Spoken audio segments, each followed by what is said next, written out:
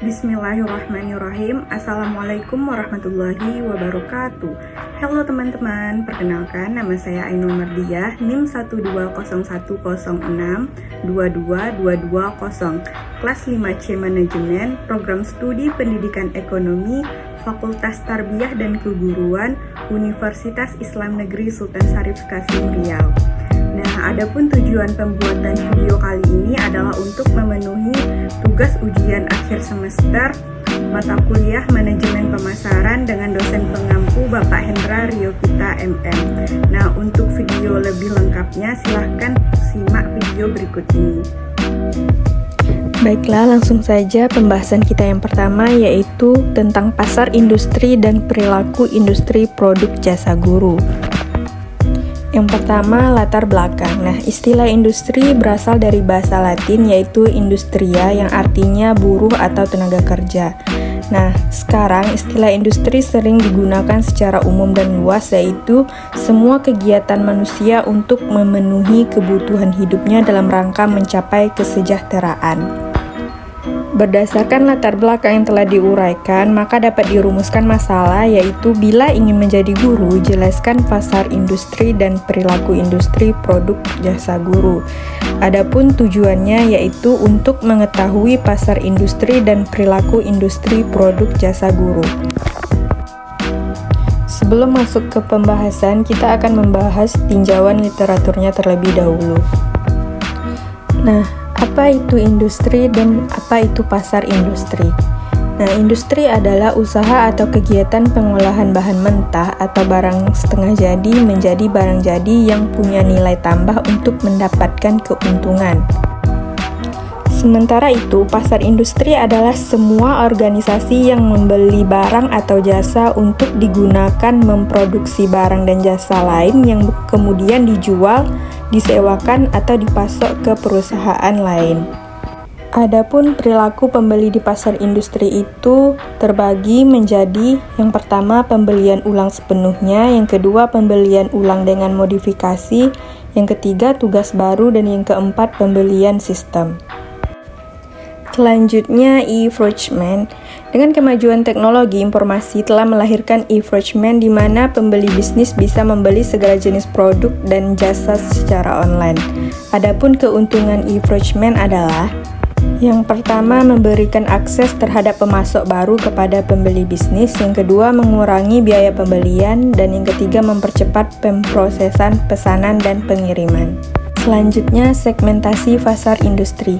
Pembeli di pasar industri dapat disegmentasikan secara geografik menurut manfaat yang dicari, status pengguna, tingkat penggunaan, dan status loyalitas dengan variabel tambahan yang mencakup industri, ukuran perusahaan, karakteristik operasi, pendekatan pembelian, faktor-faktor situasional, dan karakteristik pribadi.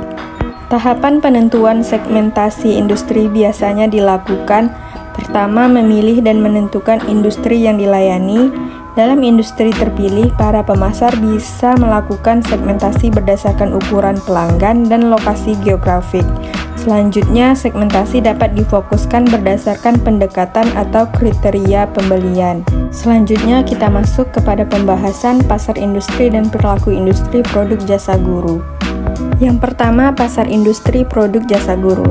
Nah, tadi sudah dijelaskan bahwa industri itu adalah suatu usaha atau kegiatan pengolahan bahan mentah atau barang setengah jadi menjadi barang jadi yang punya nilai tambah untuk mendapatkan keuntungan.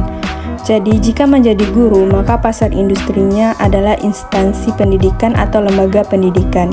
Misalnya, Fakultas Tarbiyah menghasilkan produk yaitu mahasiswa. Bisa dikatakan mahasiswa ini adalah produk mentahnya, kemudian diolah menjadi produk yang mempunyai nilai tambah untuk mendapat keuntungan. Nah, nilai tambah di sini dapat berupa pemahaman tentang ilmu agama, karena ciri khas UIN adalah keislamannya. Jadi, pasar industri jasa guru atau yang memakai produk jasa guru kita ini adalah lembaga pendidikan atau instansi pendidikan maupun sekolah. Selanjutnya, perilaku pembeli di pasar industri produk jasa guru, yaitu ada 4. Yang pertama, pembelian ulang sepenuhnya. Artinya, Di sini konsumen atau pihak sekolah secara terus-menerus melakukan pembelian atau tetap menggunakan jasa guru yang kita tawarkan secara terus-menerus tanpa adanya modifikasi. Nah, modifikasi di sini misalnya dalam cara mengajarnya.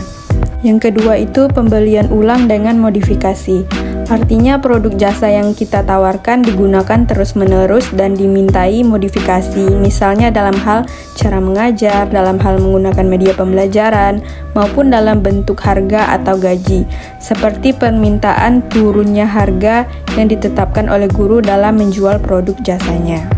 Yang ketiga itu ada tugas baru, artinya pihak sekolah atau konsumen melakukan perekrutan tenaga pendidik untuk pertama kalinya, yaitu satu pembelian kembali penuh. Dan yang keempat itu pembelian sistem. Nah, jika kami menjadi guru, pembelian penyelesaian masalah dapat diartikan sebagai cara calon guru dalam menyelesaikan berbagai permasalahan, baik itu mengenai siswa, wali murid, dan lingkungan dari sekolah itu sendiri. Selanjutnya ada e-procurement. Dengan adanya e-procurement, konsumen atau pembeli dengan mudah mencari informasi berupa data dari calon guru tersebut melalui media online, sehingga mempermudah proses rekrutmen dan mempermudah juga dalam hal komunikasi antara si penjual dengan si pembeli. Nah, selanjutnya itu ada segmentasi pasar industri produk jasa guru. Nah, setiap sekolah pasti mempunyai segmentasi pasarnya masing-masing dalam merekrut calon guru.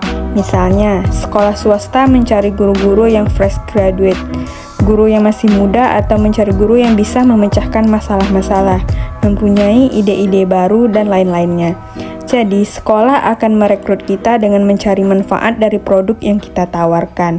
Nah, calon guru bisa menawarkan cara mengajar, metode, strategi, dan media belajar yang berbeda dari orang lain. Baiklah, hanya itu saja yang dapat saya sampaikan. Semoga bermanfaat bagi kita semua. Saya akhiri dengan wassalamualaikum warahmatullahi wabarakatuh.